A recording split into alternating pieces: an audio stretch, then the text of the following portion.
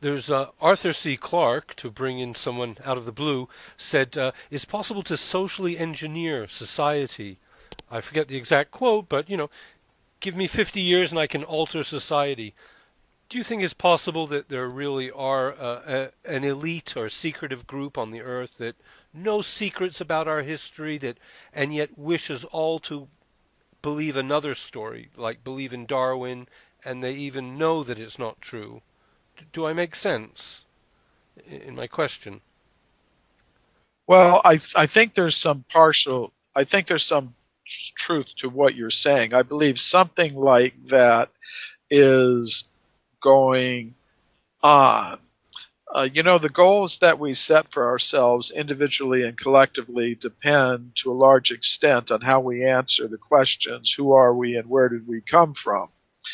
So, for example, if I think I'm an American man, that's how I'll behave. That's how I'll set my values and goals. Now, I think I'm something more than that, but the basic concept is our sense of identity determines our goals and our values.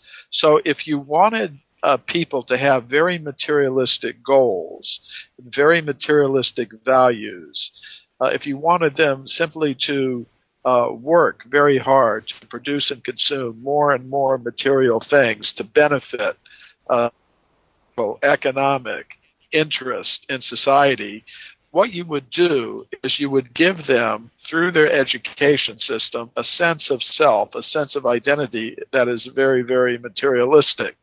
And I think that is exactly what is going on today.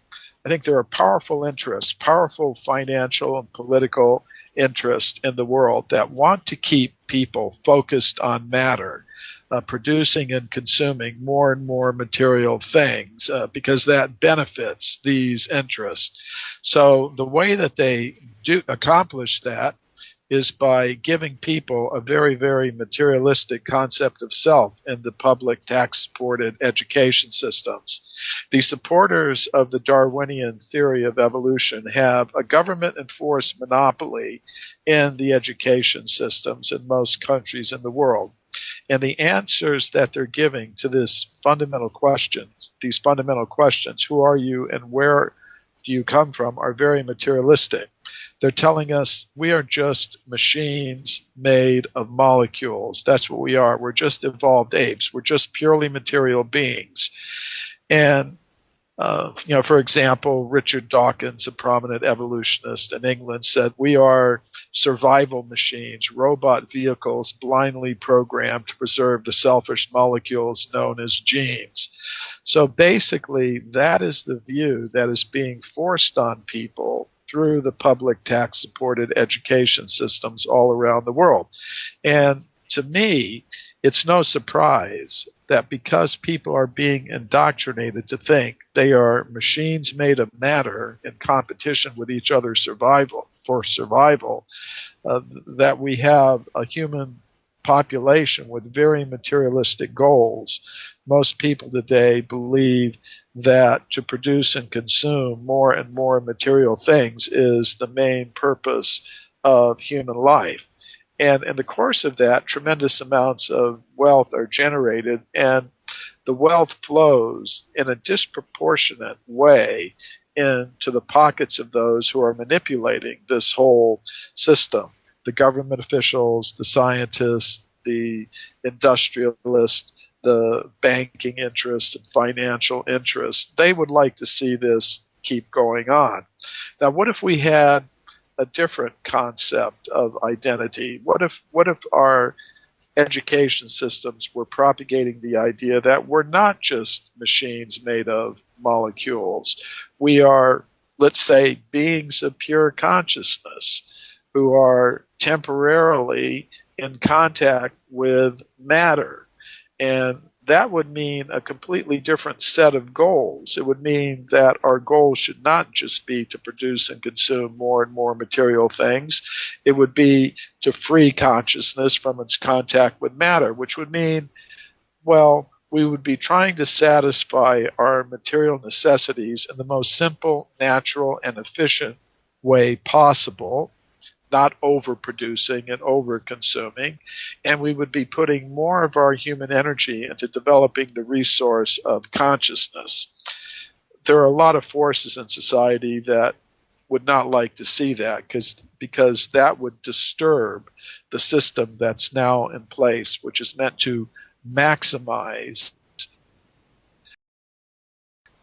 If we had a different concept of who we are, say that we're beings of pure consciousness who are temporarily associated with matter, that would lead to different goals in society and individually and collectively. And there are powerful forces that don't want to see that, so they want to keep, the current scientific ideas in the education systems. So they would tend to suppress alternative points of view and evidence that contradicts the currently dominant theories. In fact, the religious schools, certainly Jewish and Islamic, would not teach Darwin. They would teach creationist theory. And yet I actually think they've got a huge influence over our economic structure, It could be duplicitous that they're forcing a rational Darwinist viewpoint on us all.